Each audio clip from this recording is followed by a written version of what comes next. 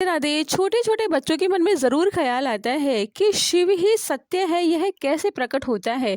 देखिए, शिवलिंग क्या है। हिंदू धर्म में शिवलिंग की पूजा को बहुत अहम माना जाता है। शिवलिंग का अर्थ होता है कल्याणकारी तथा लिंग का अर्थ होता है सृजनकर्ता। शिवलिंग दो प्रकार के होते हैं। पहला उल्का पिंड जैसे काला अंडाकार जिसे ज्योतिर्लिंग भी कहते हैं। मान्यताओं के अनुसार लिंग एक विशाल लौकिक अंडाशय है जिसका अर्थ ब्रह्मांड के पूरे ब्रह्मांड का प्रतीक माना जाता है। जहाँ पुरुष और प्रकृति का जन्म हुआ था, तो वहीं दूसरी ओर शिवलिंग इंसान के द्वारा पारे से बनाया गया पारद शिवलिंग होता है।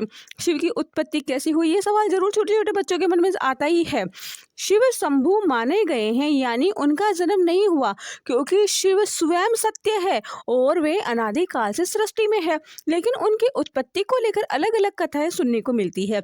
जैसे पुराणों के अनुसार शिव जी भगवान विष्णु के तेज से उत्पन्न हुए थे, जिस वजह से महादेव हमेशा योग मुद्रा में रहते हैं। वहीं दूसरी ओर श्रीमद् भगवत के अनुसार एक बार भगवान विष्णु और ब्रह्मा अहंकार के वश में आकर अपने आप को श्रेष्ठ बताते हुए लड़ रहे थे। तब एक जलते हुए खंबे में से भगवान शिव प्रकट हुए।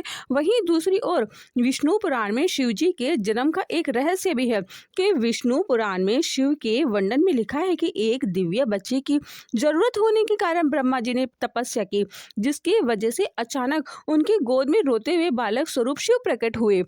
देखिए, शिव की विशेषताओं की बात करें तो शिव उत्पत्ति, लय, क्षमता और आनंद स्वरूप में है। सर्वज्ञ चैतन्य रूप, कुटस्थ, असंगत, स्वत स्वरूप, जगत की सृष्टि, पालनकर्ता, संहार के लिए अभिव्यक्ति स्वरूप में प्रकट है।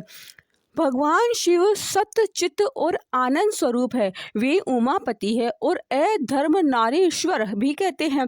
वे अनादि, अनंत और अविनाशी है। वे लोक हित के लिए विषपान करते हैं और नीलकंठ कहलाते हैं। वे कर्म विधान और कर्म बंधन को तोड़कर भक्तों पर कृपा करते हैं। वे हर उपेक्षित वस्तु और प्राणी को अपना मान लेते हैं।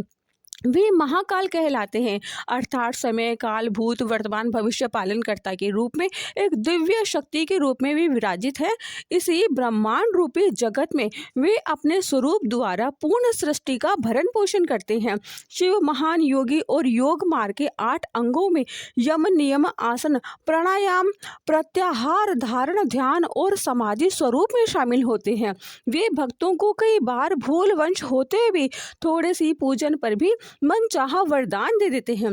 शिव सृष्टि के आरंभ में इन 5 शक्तियों को मुक्त करते हैं और वे प्रलय के समय उन्हें वापस अपने भीतर समाहित कर लेते हैं। बीच बीच में वे इन ऊर्जाओं को सृजन, संरक्षण, संहार, तिरोभाव और अनुग्रह के उद्देश्य के लिए उपयोग करते हैं।